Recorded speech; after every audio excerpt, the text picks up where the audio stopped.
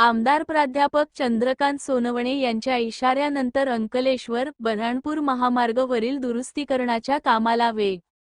चोपडा शहरातून जाणाऱ्या अंकलेश्वर बऱ्हाणपूर महामार्गाच्या दुरुस्तीचे काम सध्या सुरू असून या रस्त्यावरील चोपडा ते यावल दरम्यान पुलांचा पृष्ठभाग खराब झालेला होता व तसेच शिरपूर बायपासवरील हॉटेल जयेश समोरील पृष्ठभाग हा अतिशय खराब झाल्याने अपघात होण्याची शक्यता होती.